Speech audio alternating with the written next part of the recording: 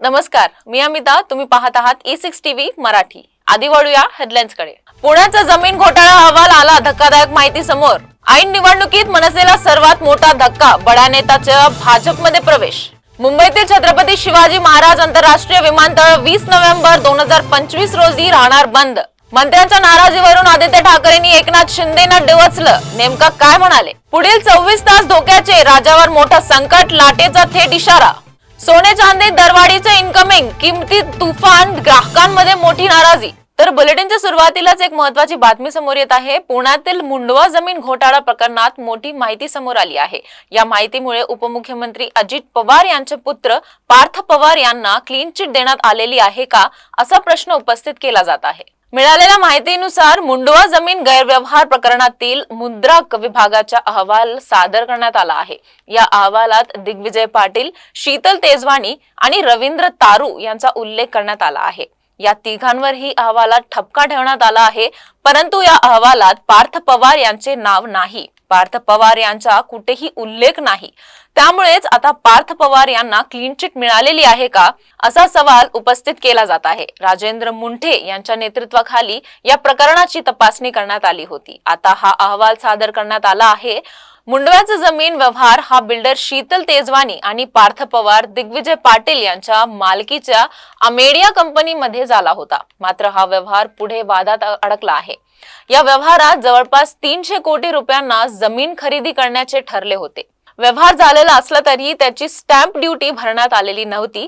त्यानंतर हे प्रकरण समोर आल्यानंतर राज्यभरात खळबळ उडाली होती. हे प्रकरण तपासल्यानंतर राज्य सरकार आणि महसूल विभागाकडून या प्रकरणाची चौकशी आदेश देण्यात आले होते. तर राज्यात सध्या स्थानिक स्वराज्य संस्थेची निवडणुकीची रणधुमाळी सुरू आहे. अशातच आता मनसेला सर्वात मोठा धक्का बसला आहे.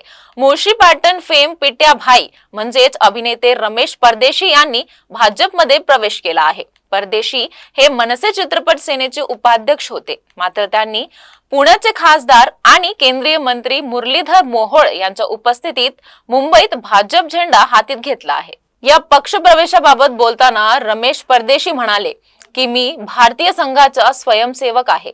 माननीय राज ठाकरे साहेब यांच्यासोबत मी गेले 20 वर्षे काम करत होतो. बदललेली परिस्थिती कलाकारांना आणि मराठी सिनेमांना न्याय देण्यासाठी आणि कुठेतरी माझ्यावरती असलेली राष्ट्रीय स्वयंसेवक संघाचे संस्कार मला खुणावत होते, म्हणून मी भारतीय जनता पार्टीमध्ये पक्षप्रवेश करत आहे. पुढे बोलताना परदेशी म्हणाले, पंतप्रधान नरेंद्र मोदी ज्याप्रमाणे कणखर देश चालवत आहेत, मराठी सिनेमा आणि त्यांच्याशी संबंधित असलेल्या ज्या काही अडचणी असले त्या राज्य शासनाने केंद्राच्या माध्यमातून मी सोडवण्याचा प्रयत्न करेल. मी संघाचा स्वयंसेवक आहे. प्रत्येक दसऱ्याच्या संचालनाचा फोटो माझा आहे. राज साहेब सुनावलं असं काही नाही, पण ते कुटुंब प्रमुख आहेत. प्रश्न हा संसाराचा आणि तत्वाचा आहे. आजच पक्षप्रवेश केलेला आहे, त्यामुळे पुढे पाहू. वळूया पुढच्या बातमीकडे. छत्रपती शिवाजी महाराज आंतरराष्ट्रीय विमानतळाबाबत अत्यंत मोठी माहिती पुढे येताना दिसते. काही तासांसाठी विमानतळ बंद राहणार आहे. मुंबई विमानतळ 20 नोव्हेंबर 2025 रोजी बंद राहणार आहे. या दरम्यानच्या काळात कोणतेही विमान लँड करणार नाही आणि टेक ऑफ ही नाही. भारतीय वेळेनुसार सकाळी 11 ते संध्याकाळी 5 वाजेपर्यंत रनवे बंद राहणार आहे. मुंबईतील छत्रपती शिवाजी महाराज आंतरराष्ट्रीय विमानतळ अत्यंत मोठे आहे. दर 4 मिनिटाला इथे विमान लँड होते आणि टेक ऑफ ही. अत्यंत खास पद्धतीने सर्व गोष्टींचे नियोजन येथे बघायला मिळते. आता छत्रपती शिवाजी महाराज आंतरराष्ट्रीय विमानतळाबाबत अत्यंत मोठी माहिती पुढे येत आहे.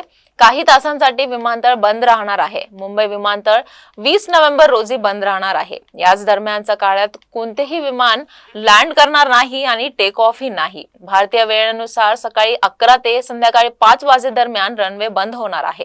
दर 4 मिनिटाला इथे विमान लँड होते. मात्र आता तब्बल 11 ते 5 विमानतळ पूर्णपणे बंद राहणार आहे. याबद्दलचे एक निवेदन देखील जारी करण्यात आले. याच दरम्यानची बरीच विमाने रद्द करण्यात आली असून काहीचे विमान मार्ग बदललेली आहेत. रनवे काही तासांसाठी बंद राहणार असल्याने प्रवाशांना गैरसोयीची सामना करावा लागणार आहे. याबद्दलची कल्पना प्रशासनाकडून अगोदरच विमान कंपन्यांना दिली आहे. त्यानुसार विमान कंपनींनी नियोजन केले आहे.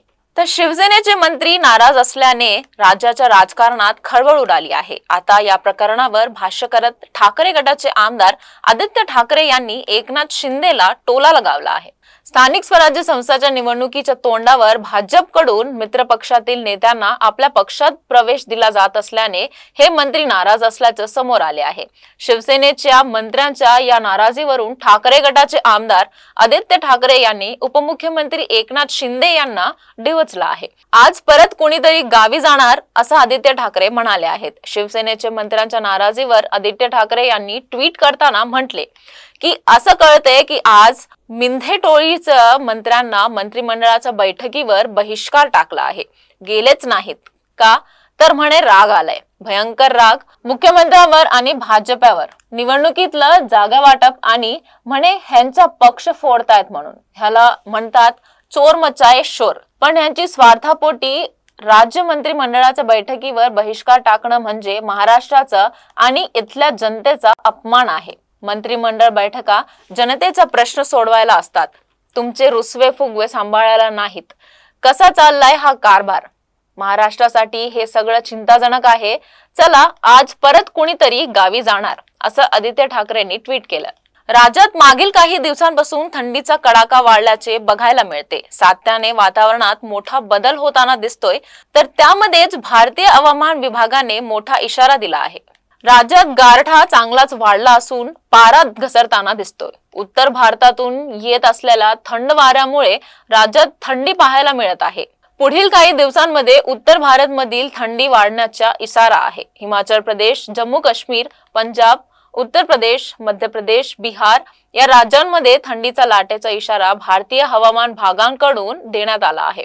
राज्यातही थंडीचा लाटेचा इशारा आहे। एकीकडे काही राज्यात गारठा वाढला आहे, तर काही राज्यांमध्ये अजूनही भारतीय हवामान विभागाकडून पावसाचा अलर्ट जारी करण्यात आला आहे। देशात दोन वेगवेगळ्या परिस्थिती असून केरळ, आंध्र प्रदेश आणि तमिळनाडू भागात अतिमुसळधार पावसाचा इशारा देण्यात आला आहे। महाराष्ट्रात पुढील काही दिवसांमध्ये थंडीचा लाट येणार आहे। दुसरीकडे आंध्र प्रदेश आणि तमिळनाडू मध्ये आज आणि उद्या पावसाचा मोठा अलर्ट जारी करण्यात आला आहे। राज्यात पुढील काही दिवसांमध्ये थंडीचं तीव्र लाट येणार आहे। सोने आणि चांदीने पुन्हा उसळी घेतली आहे। सध्या नगरपालिका निवडणुकीच्या धुराळा उडाला आहे, त्यातच सोने चांदीतही मोठी उसळ दिसून येत आहे। त्यामुळे ग्राहकांमध्ये नाराजी पसरली आहे। सोने आणि चांदीने पुन्हा उसळी घेतली आहे। जळगावच्या सराफा बाजारात दोन्ही धातूंमध्ये मोठी वाढ झाली आहे। दरवाढीच्या इन्कमिंग सुरूच असल्याने ग्राहकांमध्ये नाराजी पसरली आहे। जळगावच्या सराफा बाजारात सोने आणि चांदीच्या किमतीत चढउतार दिसत होता। आता दोन्ही धातूत बुधवारी मोठी उसळ दिसून आली आहे। वायदे बाजारात ही किमतीत वाढ दिसत आहे। वर्षाअखेर दोन्ही धातूत मोठी वाढ होण्याची शक्यताही वर्तवण्यात येत आहे। देशात आज 18, 22 आणि 24 कॅरेट सोन्याच्या किमतीत वाढ झाली आहे। जोरदार मागणी आणि अमेरिकन मध्यवर्ती बँकेकडून डिसेंबर महिन्यात पुन्हा व्याजदर कपातीची शक्यता असल्याने बुधवारी दोन्ही धातूत मोठी उसळी आली आहे। वायदे बाजारात MCX सोने 5 डिसेंबर वटीच्या सौद्या जवळपास 300 रुपयांनी वधारून 1,22,960 रुपये प्रति 10 ग्रामच्या इंट्राडे उच्चांकावर पोहोचला आहे। MCX चांदी 5 डिसेंबरच्या सौद्यात जवळपास 900 रुपयांची उसळी घेऊन 1,55,568 रुपये प्रति किलोग्राम इंट्राडे उच्चांकावर पोहोचला आहे। जळगावच्या सराफा बाजारात सोने आणि चांदीने मोठी उसळी घेतल्याने दिसून आले आहे। सोन्याचे भाव 1,545 रुपयाने वाढले, तर चांदी 4,120 रुपयाने महाग झाली आहे। तर चांदीचा भाव GST सह 1,62,740 रुपये आहे। दिवाळीनंतर दोन्ही धातूत स्वस्ताई आली होती, पण आता भाव पुन्हा वधारले आहेत। तर या होत्या आजच्या बातम्या। पुन्हा उद्या भेटू, तोपर्यंत पाहत रहा E6 TV मराठी।